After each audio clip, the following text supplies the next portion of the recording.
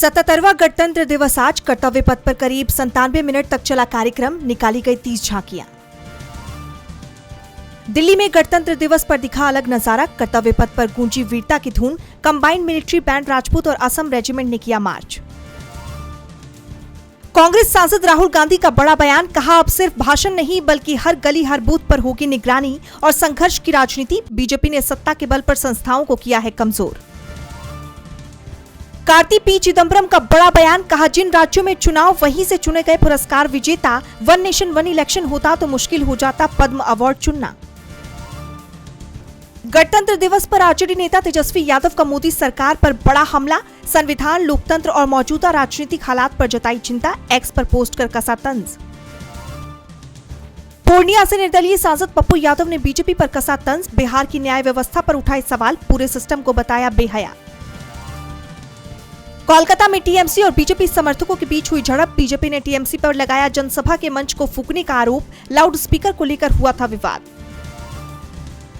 Shiv Sena UPT सांसद संजय राउत का बड़ा बयान, कहा सत्ता मिली तो कर दूंगा बीजेपी के 15 टुकड़े, सिर्फ ईडी, सीबीआई और पुलिस के बल पर चल रही है बीजेपी।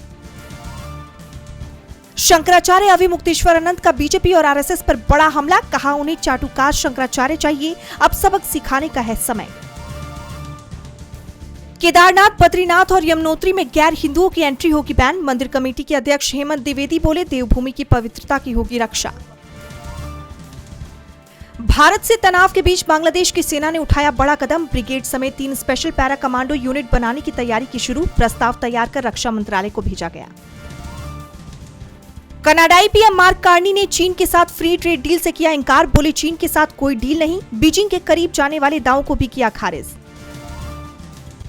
अमेरिकी रिपब्लिकन सेनेटर टेड क्रूज का बड़ा दावा, बोले उपराष्ट्रपति जेडी वेंस की वजह से भारत और अमेरिका के बीच नहीं हो पाई ट्रेड डील, लीक हुई ऑडियो रिकॉर्डिंग। बांग्लादेश की पूर्व पीएम शेख हसीना के दिल्ली में भाषण पर बौखलाई बांग्लादेश की यूनुस सरकार, कहा हम स्तब्ध हैं, भगौड़ी करार एक नेता को भारत मंच दे रहा। टेक ऑफ के समय अमेरिका में प्लेन क्रैश, बैंगलोर एयरपोर्ट पर भारी बर्फीले तूफान के बीच हुआ हादसा, 8 यात्री थे सवार। आधार में फिंगरप्रिंट की जगह चेहरे से पहचान की तैयारी, हर महीने 100 करोड़ ऑथेंटिकेशन का टारगेट, एआई से तकनीक सुरक्षा बढ़ेगी। डॉलर के सामने कमजोर हुआ रुपया, 92 प्रति डॉलर के स्तर से करीब आया रुपया, आयात और विदेश में पढ़ाई और यात्रा होगी महंगी। टीम इंडिया के लिए टी20 वर्ल्ड कप खेल सकते हैं तिलक वर्मा, मैच के लिए हुए फिट, विजय हजारे ट्रॉफी के मुकाबले में खिलाड़ी को लगी थी ग्रोइंग चोट। दिवंगत धर्मेंद्र को पद्म विभूषण सम्मान, भावुक हुई हेमा मालिनी, बोली काश ये सम्मान उन्हें पहले मिल जाता। 21 पर प्रो पाकिस्तान आरोप लगाने पर भड़की एक्ट्रेस एकावली खन्ना, कहा ये सब बेतुके लगते हैं, किसी देश का पक्ष नहीं लेती ये फिल्म।